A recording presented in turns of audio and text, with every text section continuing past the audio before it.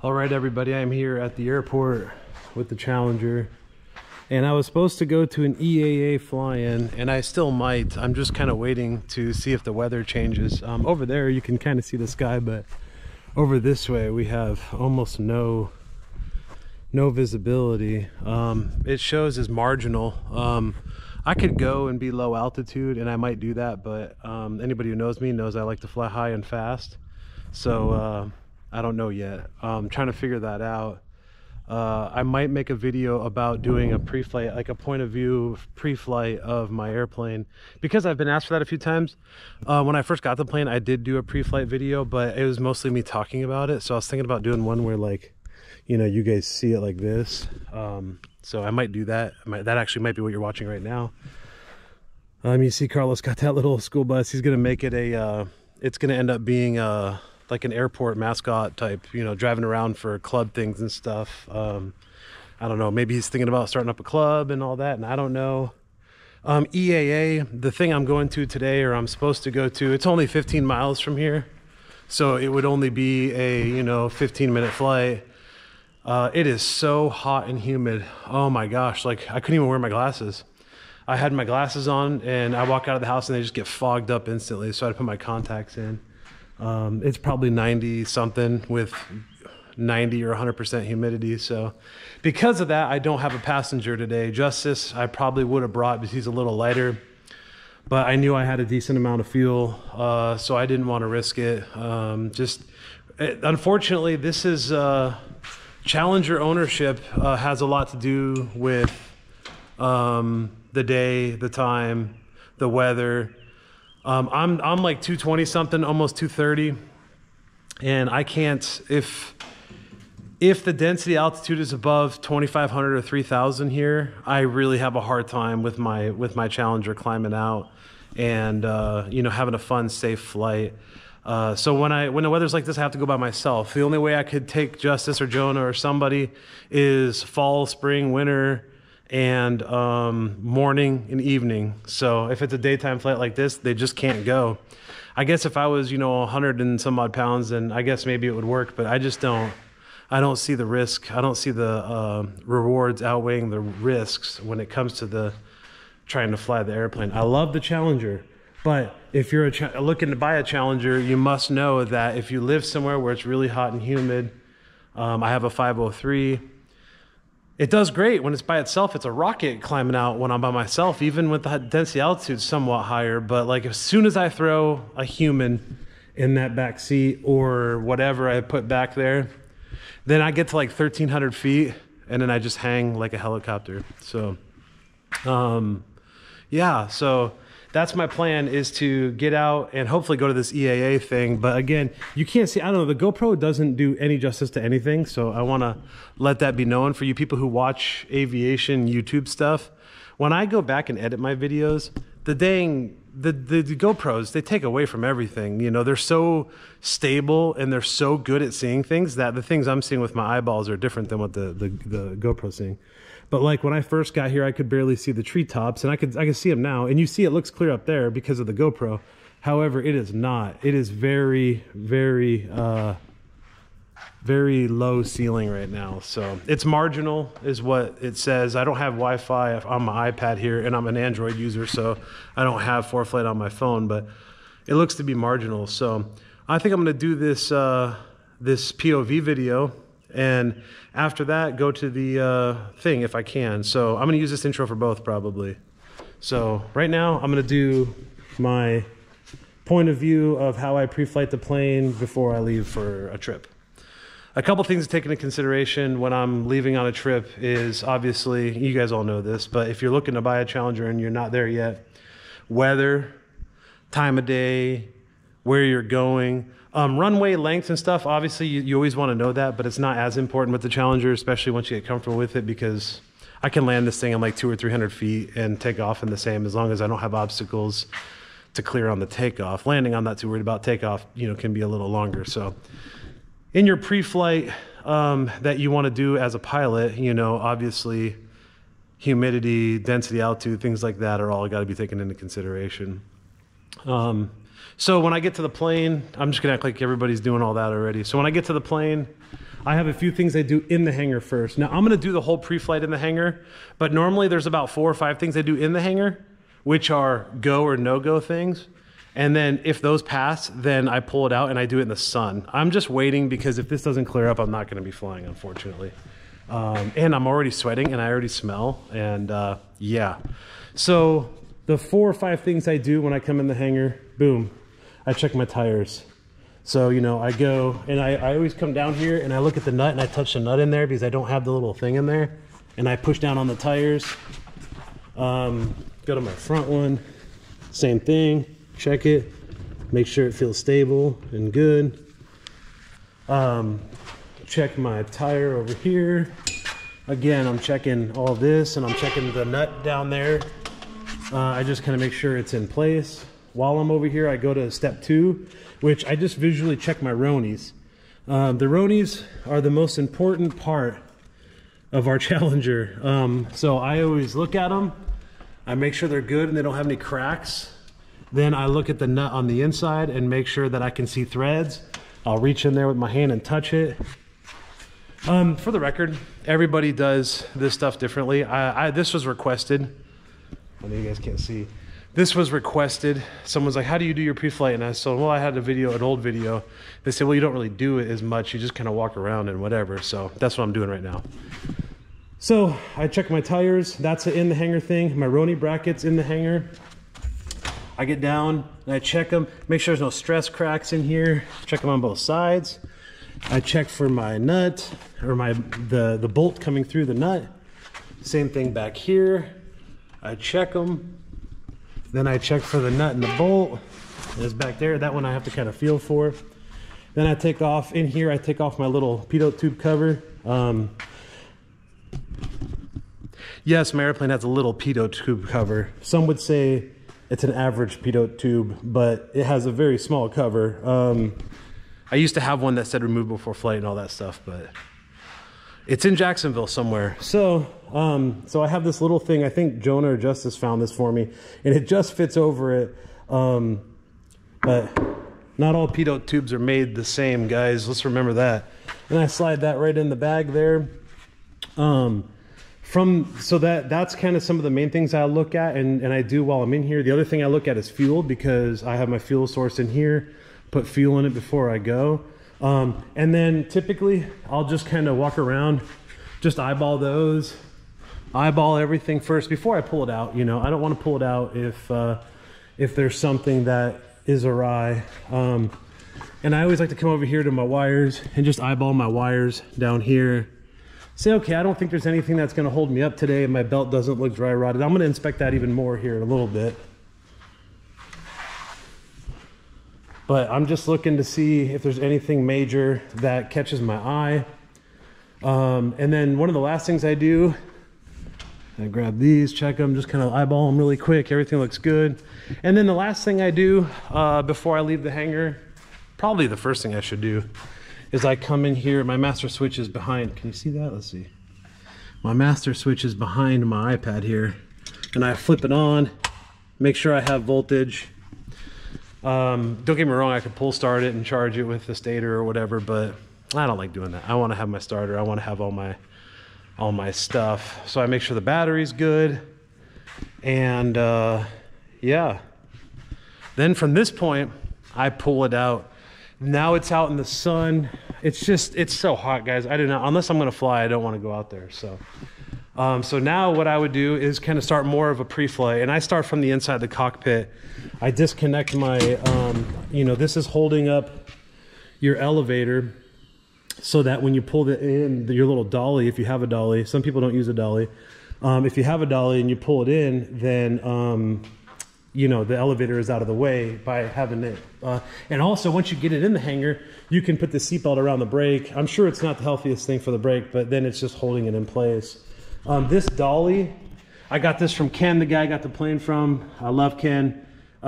He gave me this too reluctantly because he doesn't like get rid of anything, but hopefully he watches this in comments.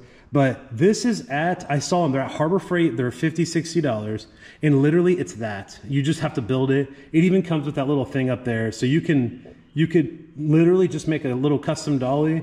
I throw the whatever, the bungee over it. It's never fallen off. It's never been a problem. One thing I would do if I was you and I ended up adding is the foam, like a pool noodle. Because, you know, when you're pulling it, it does want to hit the rudder and the elevator. Well, of course, the elevator is usually up in the up position, you know, so. All right, I'm sweating just from walking around the plane. I don't know, you guys probably can't see me. GoPros are great, but when it comes to that type of stuff, it's kind of hard. So when I'm here in the cockpit, I'll once again kind of look at my Roni brackets, but now that I've disconnected this, again, I'm outside. I'm gonna be checking thumb up that way, thumb up this other way, looking at my flaperons, making sure they're good to go. I like to reach up here and grab my trim and just, I usually leave it in one area, but I make sure it has resistance and it feels good. And then I kind of work my way into here. I already know my 12 volts is working and everything, but what I'm most worried about is nuts and bolts and things that hold things together, like where my rudders are. This little thing here is what holds the nose gear in. The first experience I had with the Challenger was actually, this kid brought, I think it's Evan. Evan brought his Challenger to Rec Law like 2 or 3 years ago now. I can't remember, probably 2 years ago. I almost bought his Challenger from him. But when he landed, what happened was that broke and came up. And his legs were here, and then the wheel was all broken and loosened because, you know, Rec Law obviously is grass strip, kind of like here. And his landing was okay. It was a good landing. It's just, unfortunately, it's a weak point. So you can see this one. I don't know if it was Ken who did it or whatever, but this one has a support plate and a lot more of these. And for some reason, there's a quarter there. I don't know why that is, but so mine's pretty solid, but I still check it out. There's these little pulleys here. These are pretty important because they are what control everything when you're flying. And so I look at those, and then I come back here and I look at these ones. I grab this stick and I make sure these are good. I reach under and I feel for the nut. And I'm making this video, so I'm kind of not really doing it the way I would normally do it because I'm trying to explain things at the same time. But I'm always feeling for nuts and bolts, making sure they're on there, making sure they're all connected, looking at all the nuts and bolts. I can see them. I'll go over there and touch those. Up under here, just anywhere there's a nut and bolt, I try to look at and make sure that they are connected because, you know, why wouldn't I? While I'm here, I like to get up under here and look at these two. This is one of the wing, where the wings connect to the fuselage. And I just check for the nut and bolt, and I look at the one that goes through the main part here. And that looks good. And then while I'm here, I usually look back and make sure my antenna's hooked up still. And my transponder, excuse me, my ELT is back there. My ELT wire that goes up through here. I'll reach up here and make sure this is still secured good, which it is. I'll just kind of eyeball that one. I'll usually at this point step over, and for some reason I have a fascination with pushing these down. Because mine are just a tad bit loose, and every time you land and stuff, they draw their tension back. So I always push them down. Not that it matters, because as soon as I start taxiing, it's going to change. I check my fuel level. I like to take the lid off and blow in it to make sure it actually, that little vent hole in the top hasn't been compromised by a bug. It was one time, and I blew in it, and the little piece of something came out of there. I look up in here and make sure all my fuel lines are good. I usually take this off, but I look to make sure my fuel lines are all good. My fuel pumps there, you know, I touch them all, kind of make sure these like electrical lines are all good. Just make sure everything's sturdy and in place. Somebody in my last video had said that, you know, obviously with Challengers, this back seat's not connected to anything. So like if the seatbelt's off, I could grab this seat and just pull it right out. So obviously there's been problems in the past where the seat has come out and, you know, obviously has hit the prop or hit the back of the plane or whatever. This used to be a lot lower. I used to have this lower, and I was going around that pipe. But now, just so that people can kind of see it, I have it high up and I have it around this. And this is one of those Velcro straps and my seatbelt's there. So it used to look like I didn't have anything there, but it was just down here. So it was kind of hard to see. But now I do actually have that there. The other thing I check is my throttle linkages and stuff, make sure they're good. And we'll move on. Now the Roni brackets, Gosh, I'm sweating like crazy. East Texas, man, geez. So the Roni brackets, I did inspect them while I was in here the first time, but I kind of like to, I know it's weird, but I'll even grab this and kind of shake the plane around, give them another eyeball. I think when I went to go buy a Challenger, I was watching videos and listening to things on Facebook. And so I became Roni crazy. When I bought this plane, Ken had given me the receipts from UFly where all this is all new, and the heavy load or lift or whatever kit, all that stuff was new. So that stuff has less than 100 hours on it at this point. So I'm not too worried about it, but I still check them. I know it sounds crazy, but I check them. I even check them, like say I fly to a little airport 10 or 15 minutes away from here, like I'm hopefully gonna do today. If I land, I'm checking them. I'm gonna, before I take off, I'm just gonna eyeball them because you never know when that little hairline crack happens. And if it does, then that plane's sitting there until I call UFly and get the new ones and have it put back on. Even if it's in a damn field, I am not risking that. So I then move on to these little Z-bars just to make sure they are connected. I usually just look at them all. I can see that they're all connected. Again, I go back to here. You know, I grew up with my dad flying these type of airplane, and if I had $1, and I know you guys, oh, these people are gonna be, oh, you can't believe you do this and blah, blah, blah. But I will just lift up, and like, if the plane can't handle that, it can't handle flying. Let's just be honest here. I like to look down the line in between the flaperon and the plane. I like to check the piano hinges. Go up and down, up and down.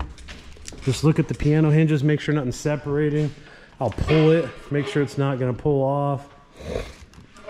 I come back here, do my second Roni bracket check. Then I go to my EGT probes. So yeah, you know, check these out. And then I, you know, kind of work my way in. I must admit, I'm not 100% sure where every wire goes or what it does, but I know it's there and it's connected. I know where it all belongs, and it's kind of hard with the camera, but I reach down and I just kind of grab them and I make sure that the nuts are still tight, or the, you know, little bolts that are holding it in. And then I just kind of check everything, make sure it's still in place. While I'm here, I grab the prop and I check to make sure the belt is in place. I move the prop and I don't know if you can see it there, but I can see the belt up there. It looks good, it's in place. Obviously, without a flashlight or something, it's kind of hard to get a real read on the, you know, whether it's wearing or not. I do have the old GT, where's it at? The GT2, and I am gonna get a GT4. This one's good. I believe Ken put this one on new. You know, it wasn't new as in, it was bought new, but obviously it's older stuff since there's a GT4 now, so I don't know. And then I eyeball the prop, make sure everything's good there, make sure my safety wire is still in place. Just kind of eyeball everything, you know. The other thing I forgot about is I usually look up here and make sure, let me see if I can get a better angle at it. Make sure the bolt is going through here and that the nut and bolt are on this wing. And then obviously the engine mount bolts and stuff. I am getting a little sloppy. I said I was going to do a very detailed one, but I'm so automatic without the camera in doing my pre-flight, I think that I'm kind of like trying to make this video shorter. So I jump back. There are obviously two separate bars that go back to the elevator. So I just like to check them, make sure they, you know, they're good. And then with these, I like to check the the bolt that's in, or the nut that's in back, and I look at the nut and I look at the nut. And then you see the rudder there. It's got that little U-shaped situation in it, and below it is a little ring. So from here, I eyeball that ring, and then I look at the nuts that are connecting the elevator.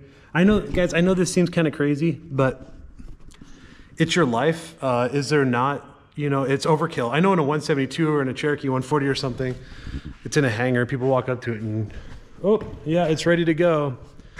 It's got fuel in it, and I understand that, and I'm not the biggest fan of that because you never know what could happen. But in these airplanes, we are depending so much on nuts and bolts that it blows my mind. Some of the stuff I see and hear. So when I become a CFI, I'm going to put more of an emphasis on pre-flighting because it's really damn important. So my airplane does have the 3 hinges per elevator and in the rudder. So I check them. I try to separate them, make sure the nut is there and the pin is through. I usually check I have these 2 trim tabs. It's good. Check this. I grab, just try to separate it, you know, make sure all the little rings are in. They're all in. Kind of eyeball over here. These are good. Try to separate it. These ones I'll touch. Now these are a little, I'm gonna replace these because these are a tad bit rusted up, but they're in there strong. Check my trim tab. Walking around, I actually lost this in Jacksonville and then Ray glued it on for me, so it's been pretty strong, but I still grab it to make sure. Also, I forgot to mention I'm checking these here. I think it's Jim that makes the little brackets that go in there. I'll probably get those one day. There's like a little thing that slides in there so that, you know, if one of them disconnects, it'll keep a hold of it. I grab the bar, just check it. Now I come over here and I make sure the nuts are here. The rudder thing, the little ring is down there. Everything's connected. Check my nut here. Look up visually, see my nut. See my nut. Kind of look around, grab this little thing. Just check I just looking, you know, looking and feeling. I love to touch the things, you know, just touch them because if they're gonna fall apart, they're gonna do it when you touch them. My fuel line, this is all fairly new. This is all was done during my annual or my inspection, which was November. So, you know, these don't even have but a half a year on them. So these are all good. The drain lines, these are the Oregon drain lines. These are the ones from Aircraft Spruce, the Bing, whatever it's called. Just check and make sure my safety wire is on the filter. And I kind of look at these back here. These were replaced too. Yeah, Ray came and helped me with all that. We busted that out in pretty quickly, but I just make sure everything's connected. Everything's good. Flywheel's good. Everything's good. Make sure everything's connected. Check my fuel filter, make sure there's no leakage. I like to grab this too. It's weird that this is here, but it has way too much tension to make its way back to the engine. I know everybody knows that, but when I bought this plane, it really bothered me that this was here, and I almost was gonna zip tie it to something. And then I think I had mentioned it to my dad, and he was like, yeah, you're insane. So then I move up to, you know, the flaperon control surface, which actually, again, something I skipped on that side. But I make sure the bolt's in there and everything is good. It is free and correct. Then I check the piano hinges again. Try to separate them. Move it up and down. Try to separate them. While I'm back here, I'm checking the Z-bar, nuts and bolts. Come back to this Roni again. Give it hell. Eyeball it again. Talk to it. Push this thing down because I have some weird obsession with it. I don't know why. Even when I'm flying, I'll reach back and I have this GoPro mount over here. This is called the SKY-JFFJ. Can you see that? Let's see. SKYF, I don't know, but this is great. It's like metal and it works really good. When I bought the plane, they had it, give it a little wing bounce. They actually had it installed up here on this one, so I had to take it off of this one and move it back to that one because I just wanted to change the angle.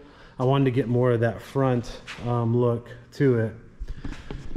So guys, that's kind of more a point of view of how I do my pre-flight. Once I get in the plane, then I go through a few things in there. Obviously, you're still going to have your run up and everything. And one thing I like to do, and again, opinions are like pedo tubes. They're all different, right? So they serve the same purpose, however. But I like to run my engine. I go to 4,000 RPMs because that's how I was taught. And then I do my mag drops. And then after the 4,000 RPMs, if my temps are to flying temps, then I will go to 5,000 RPMs. And then I will pull the throttle back, not abruptly, because I don't, you know, I'm not trying to do any damage, but I will pull it back like as if I was base to final, because before I had my situation where I was in Jacksonville and I had to land without the engine, it actually, during that process, it actually did kind of bog down on me. It was because of what we did. It was some carburetor settings and stuff. Can I get you guys away from here? It was because of carburetor settings and stuff like that. And I had the old air filters on there and blah, blah, blah. So the moral of the story is I like to throttle it back and see if she wants to die. And if she does die, then that flight will be postponed. Even though you can start it and give it full RPMs and reply do it, there is absolutely no reason to push it. When I fly far away, I carry a bag back here, which is in the car. I don't have it. I carry extra spark plugs, and I carry, you know, the ratchet and the plug to change the plugs, or in the socket to change the plugs. I carry a few things like that that I might need while I'm out and about. That's really the main thing, is just that, and, you know, being able to adjust, you know, little things. So I carry that when I go further away, because if I foul a plug or something, I want to be able to change it out. You know? One of the questions I get pretty often is, what spark plugs do you use? And I use the Iridium, the NGK Iridiums. I will say, since having these, granted, I know how to start my engine now, and that's really important. I won't say any names or any scenarios, but recently I was with somebody who has a Challenger 2, and he was actually doing it wrong, and kind of had feared flooding it out. And I kind of showed him the right way of doing it, and I believe it was helpful to him. So the moral of the story is you can flood them out real easy, but I've noticed since having these, I have never flooded my engine. I've never not been able to start it. Where with the old plugs, I don't remember what they were called, but I don't know if they were Champion or what, but I was not able to. If I even primed one time too many, then it would flood out. This, when I installed these, I went out of my way, and I do have prime on the dash, or on the instrument panel. So I went out of my way, because I only take 3 primes to start, maybe 4, after the resistance is there. So like if you're just pushing air, I don't do it. But once I feel the fuel, then it's 3 pumps with the fuel in the line. And not really air, but there's like, it takes 1 or 2 pumps to pressurize it. So yeah, there's no leak in my system. It's all brand new. So yeah, do 3 of those. And while I'm doing those 3, my fuel pump are on. As soon as I get done with those 3, I leave the fuel pump on until I hear it quiet down. Then I turn it off. Then I commence start, and it always starts, always. But if I were to, back at the old plugs, if I had done 4 or 5 pumps with pressure, then the fuel pump, and then tried starting it, it would just flood out. So now she's dialed in, she loves me, and I love her. So I hope you guys got something out of this video. If you're buying a Challenger, you definitely, I hope this helped you. You could see things a little closer. If you're going to buy a Challenger, you definitely should. Just take some things into consideration, you know, where you live, how many people you're going to take with you. I'll tell you one thing I really would like to do is, man, I would love, now obviously I want to have my kids with me as much as possible, but during the summertime or whatever, or like when my kids are off doing their own thing and I'm like just some single loser, I want to take all this out, including the stick. And I was just talking to somebody on Facebook about it, and he showed me the picture. I believe it was Jerry. So I want to take all that out and put a little platform in here and make that like a storage. And I would like to have the 17-gallon tank eventually. I only have the 10-gallon tank. But I would like to make this thing, like when I'm just by myself, like a camping rig, like just land, camp, under the wing, you know, have some tarp set up. Because like everywhere in the country is these really beautiful private airports, and people who own these things, they love to have you visit. It's even Carlos here, you know, here at Vakamu, the house, or the home of the cow windsock, who's actually the opposite direction today, so that's good. And the short yellow bus. Loves to have visitors just not unannounced. Just get on ForeFlight and call him. Say, hey, I'm gonna be here at this time, and then he'll gladly come out here and greet you. And yeah. If you like this video, please like, share, subscribe, do something. What I'd like you to do the most is comment, because if you comment, then it helps put it in the algorithm. So appreciate you guys. For you guys who do comment and do watch and all that stuff, it's why I do it. I want to do more flying and more videos. I'm just trying to figure some stuff out with YouTube first, but I'm going to do a lot. So if you're here, please subscribe. Thanks, guys.